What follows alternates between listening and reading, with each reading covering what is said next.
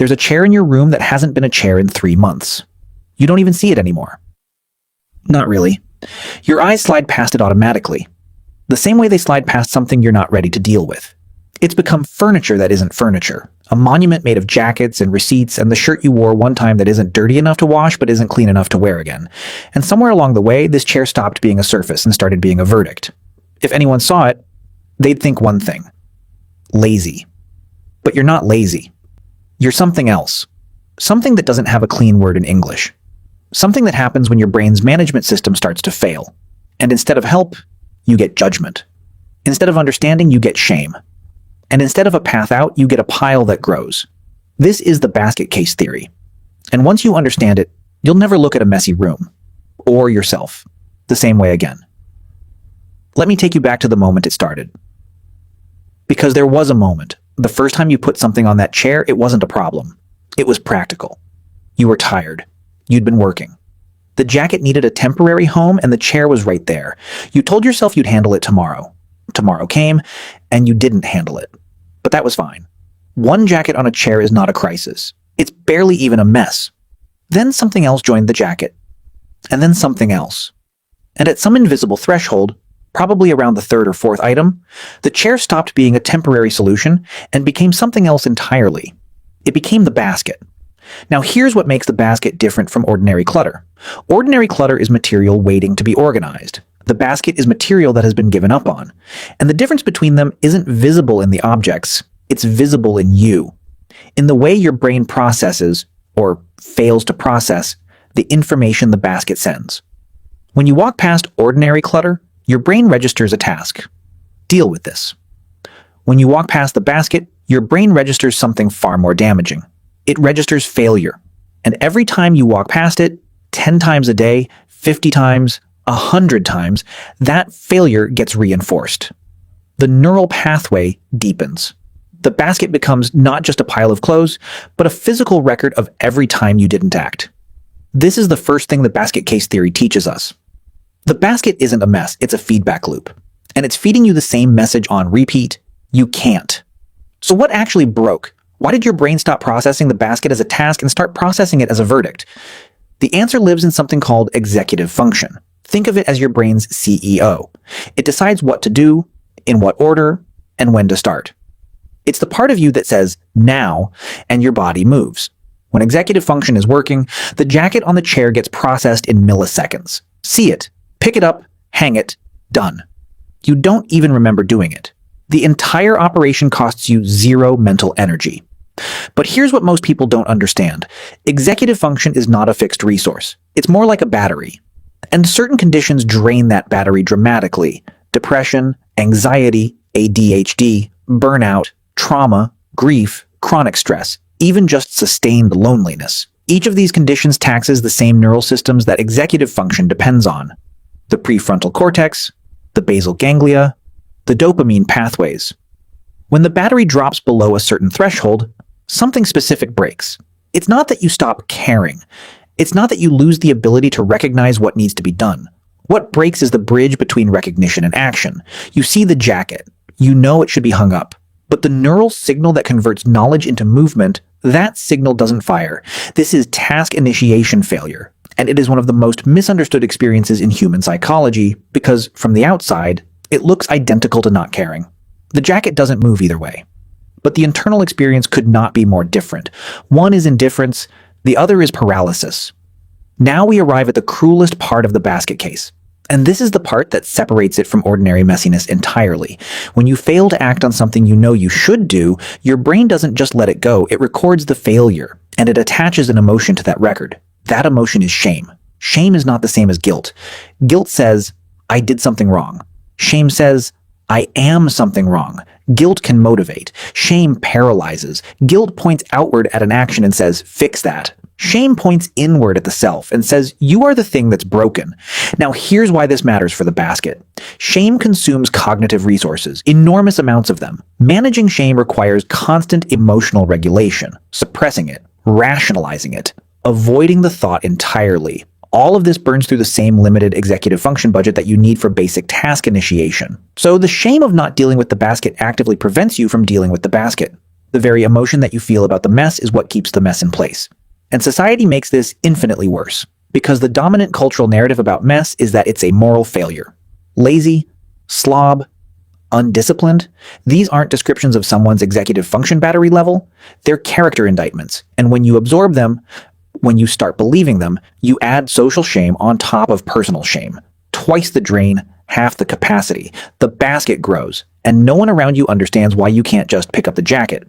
Let me give you a way to visualize what's actually happening, because once you see it this way, you can't unsee it. Imagine every object in that pile has a weight, not a physical weight, a psychological one. That jacket, it weighs about 2 seconds of hang-up time physically, but psychologically it weighs whatever it cost you to fail to hang it up, multiplied by every time you've walked past it since.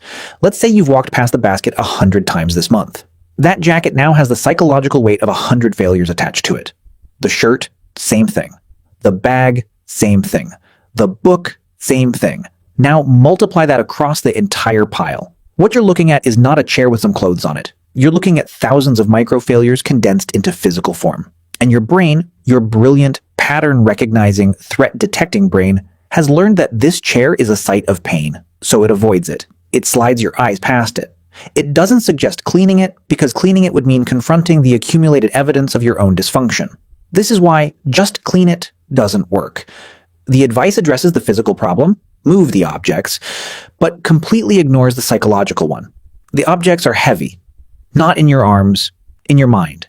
And until you address the psychological weight, the physical weight remains nailed to the floor. I want to name the specific conditions that create this, because too many people are walking around thinking they're failing at life when what's actually happening is that their nervous system is operating in survival mode.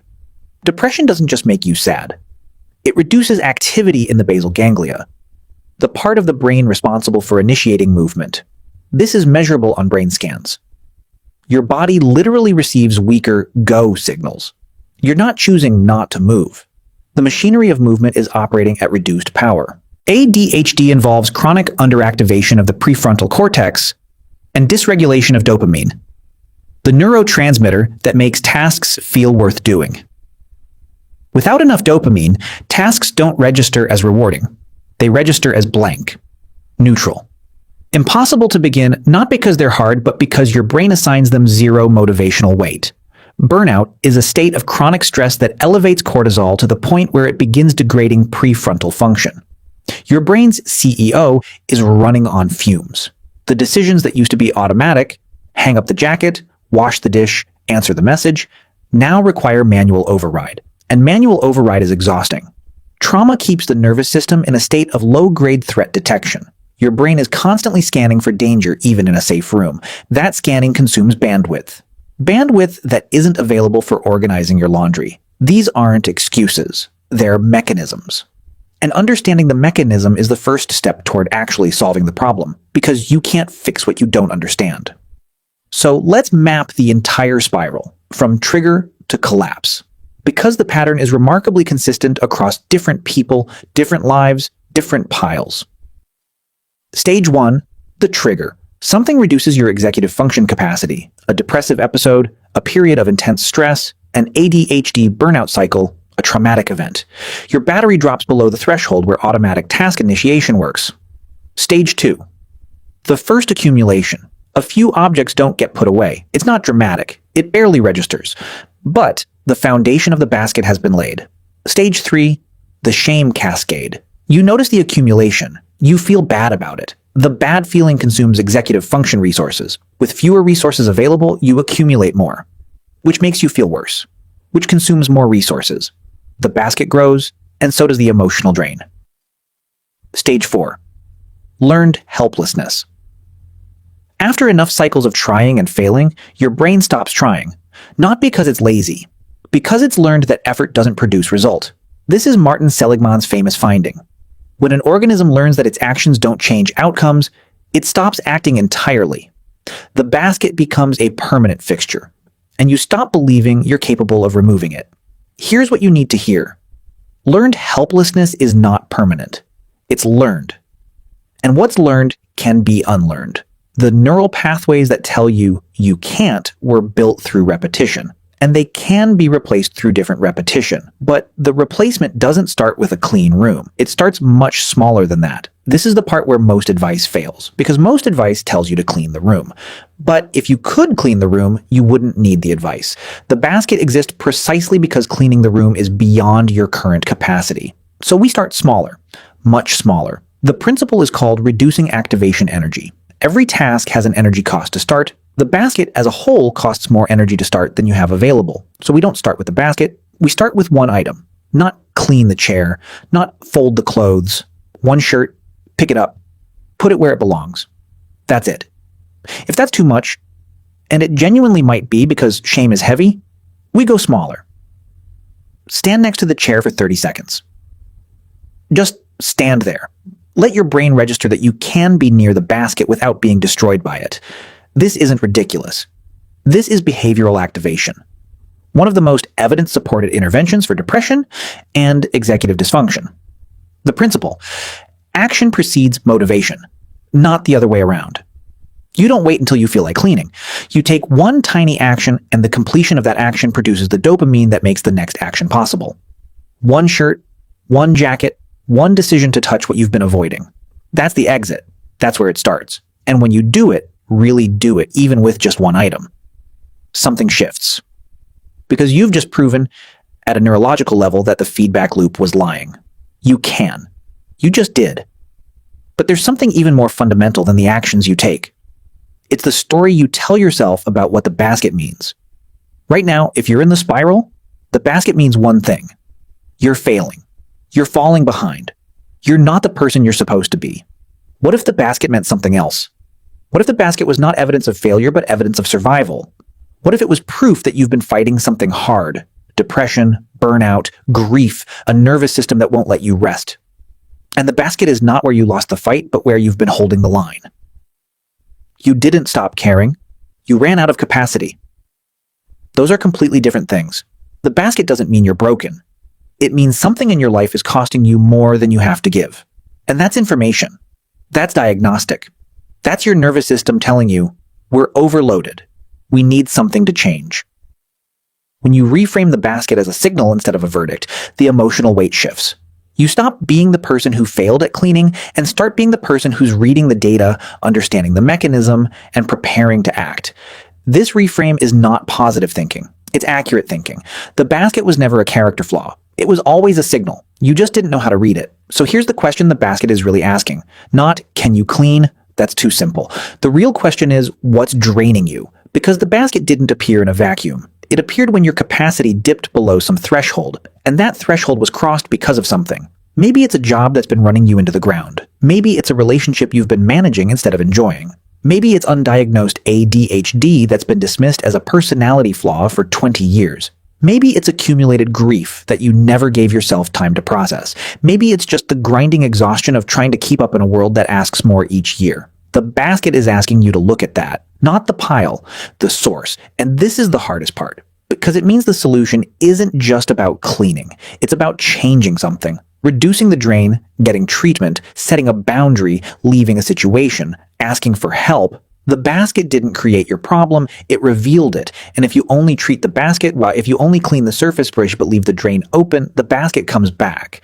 Because the dynamic is still running. The capacity is still compromised. This is why the basket case theory, properly understood, is not about tidying up. It's about paying attention to what your external environment is telling you about your internal state. The state of your room is a dashboard. Learn to read it. I want to leave you with one image, because after everything we've covered, the executive function collapse, the shame spiral, the learned helplessness, the exit strategy, the reframe, everything comes down to a single distinction. The basket is not you. The basket is something that happened to you when your capacity ran out. It is a symptom, not an identity. It is a signal, not a sentence. And the person who can understand that, the person who can look at the pile without collapsing into shame and instead say, something here needs attention.